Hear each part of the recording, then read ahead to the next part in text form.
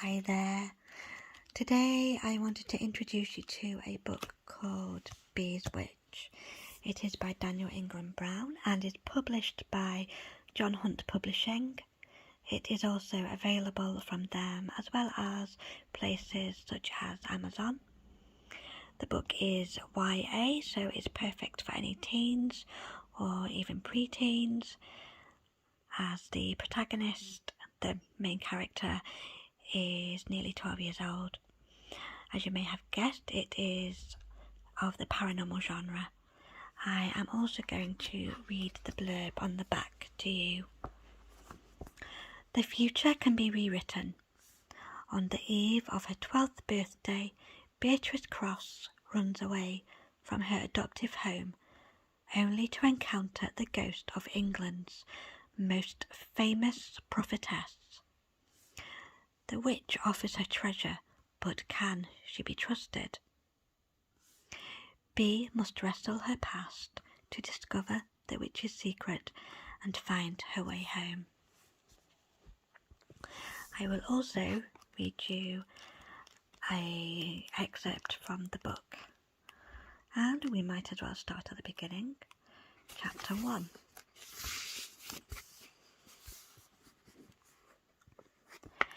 It's been 7 weeks, 3 days and 5 hours since I was forced to leave the place I called home. Time feels like rock in my belly. I wish... What do I wish? My hand's cold. I can't concentrate. I'm holding it in a pool of freezing water. The sign says it's a natural wishing well, fed by magical waters. Make a wish within this well, it says. Give your hand, but never tell. There are rules. Use your right hand. Make your wish.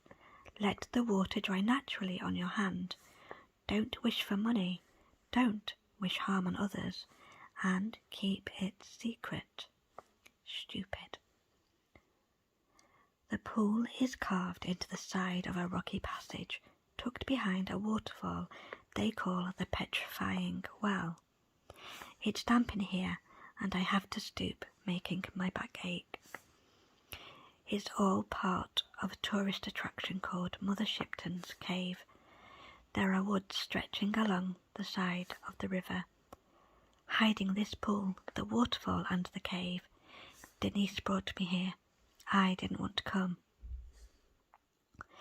They say Mother Shipton was a witch.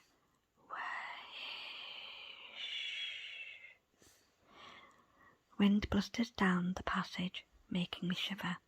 Somewhere above, a jackdaw caws, its harsh cry echoing along the rock. I wish it would shut up. I can't think. What do I wish?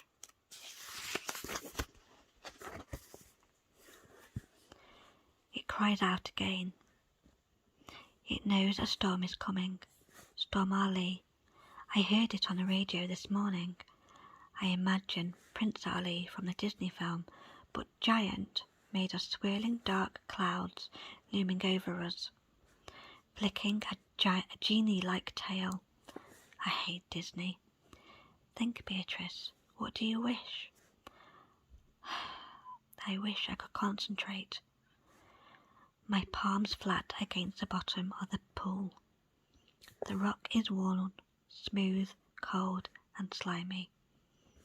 It feels weird to touch.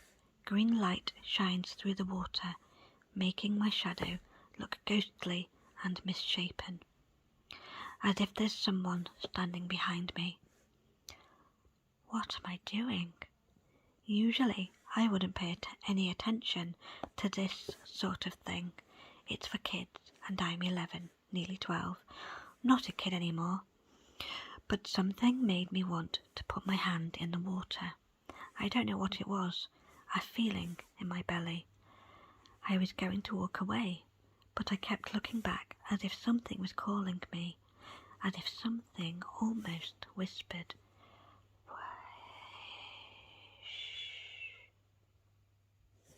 Stupid. Wind whips mouldy leaves around my legs. They smell of decay. Drizzle has trickled under the edges of the sleeves of my coat. Summer's over. It's a new school year. A new school, a new home. I don't want to think about it. I wish. The cold stings my skin, but I push my hand down harder, holding it under the water. The light has changed now, blue. There are tourists chattering in the distance, and the constant sound of dripping water. I wish.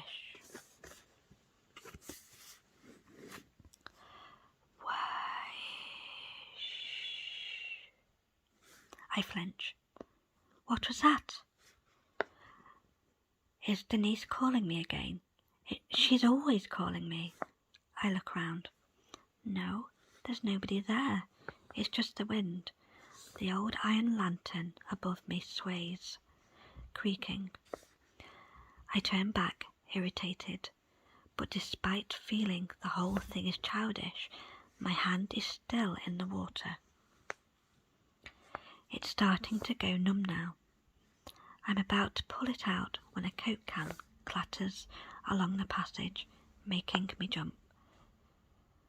The ivy hanging from the rocks flicks as if an invisible hand is brushing through it. The icy gust hits me and I close my eyes. What is it? Wish. My eyes spring open. Who said that? There's nobody there. I'm alone. You have an overactive imagination. Everyone says so. I scrunch my eyes closed. What is it I wish?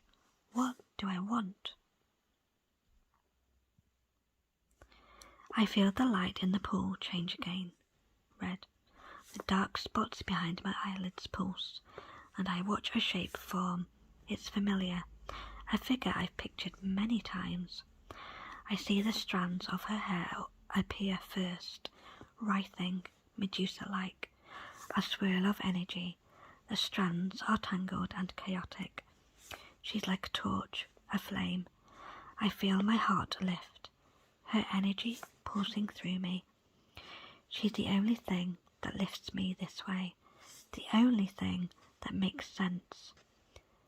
Below her twisting hair, I see her body. She sits still and rooted, cross-legged, as solid as a tree, anchored deep in the earth. I feel her stillness, her safety. It surrounds me. I breathe it in. Mum? She holds her head in her hands, the sleeves of her jumper pulled over her fists. Her eyes are covered, her head turned down. I want to burn with her, to be lost in that stillness. I begin to reach out. Mum. B. My trance is broken, and the fiery-haired woman vanishes.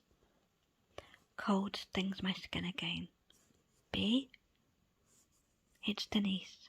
I spin round, pulling my hand from the wishing well, embarrassed. Denise smiles. She's watching me, just along the passage.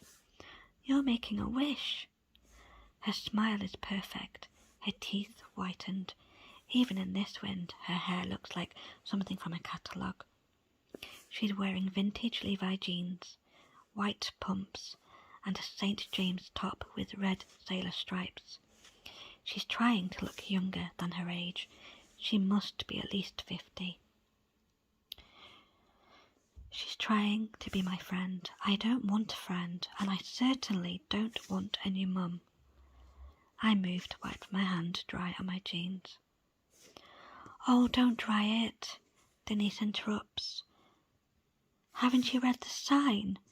You have to let it dry naturally, otherwise your wish won't come true. What does she think I am? 5?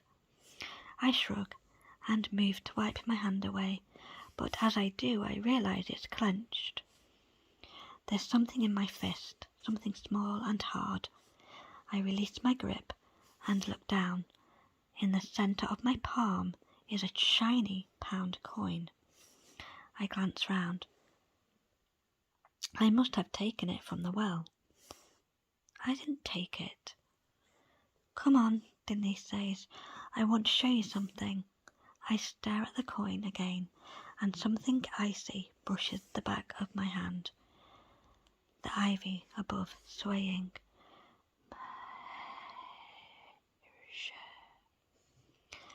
I look up, ready to tell Denise I wasn't stealing, but she's turned away and is heading down the passage, away from the pool. I peer at the coin. It glints in the light from the well. It looks brand new. The water must have washed it clean. Nobody's going to miss it, I tell myself, as I slip into my pocket and hurry down the passage after Denise. As I turn the corner, I freeze, my pump skidding on the stones. Ahead is the cave. Denise is standing in its mouth, looking up at the cliff above. Ivy tumbles over it like the hair of an ogre. There's a hollow in the rock. I imagine an empty eye, the cave a distorted grimace. I step away. That dark. Denise moves further into the mouth of the cave. Mouth. Exactly. Like it's going to eat me. Don't be stupid. I tell myself to move forward, but can't. The river hisses. That dark. Don't think about it. I push the feeling away. The feeling of being alone, scared. I want to cry. Don't be such a baby. Only babies are scared of the dark. I look away from the cave. It's just a cave. I'm angry with myself. A stupid cave. My skin is sticky with sweat, and I realise my hands are trembling. Something touches my shoulder, and I spin away, suddenly alert. It's Denise. Why is she creeping up on me? Bea, what's... Get off! Leave me alone! My voice sounds weird. People are watching. Denise looks embarrassed and steps towards me.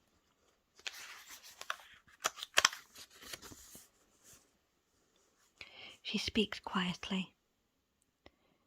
Don't you want to look in the cave? It's where Mother Shipton was. No! I glare at her.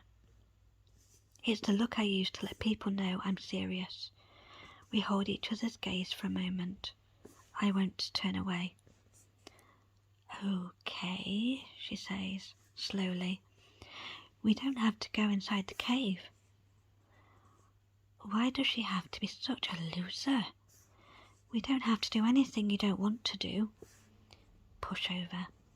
But there are other things to see. Why don't we just... I want to go back, I say. Home? It's not my home. I nod. It's okay. Denise pauses. Do you want to have another look at the waterfall? The petrifying well? Did you see all the things people have hung on it, in it? That old mask, all those teddies, the kettle and that strange-looking lobster. Did you see how they've gradually turned to stone? Of course I saw. It's like something from a horror movie. Apparently, she continues, it's because the water comes from a deep underground lake. The pressure forces it up through the ground and minerals get dissolved into it. That's what makes a stone. People used to think it was cursed. I think Paul Daniels hung something in it a while ago. Who's Paul Daniels? He was a magician, like an illusionist. He was on the telly when I was younger. Oh. It doesn't matter. She fumbles for something else to say. And there's a play park too. I shake my head and look away. Play park? I could still see the cave out of the corner of my eye, the ogre watching. It makes me shudder. Great looming gob. I grin, My face turned down into the collar of my coat. Gob. Sometimes the words that pop into my head make me smile. Like there's some goblin poking them into my ears. Who uses the word gob? Where'd you get all those words from? My old social worker Gwen used to say. Must be all those books you've read. What are you smiling at? Asks Denise, trying to lighten the mood. I stopped smiling. Nothing. Can we go? She sighs. I suppose. I thought you'd like it here. You like stories, don't you? I shrug.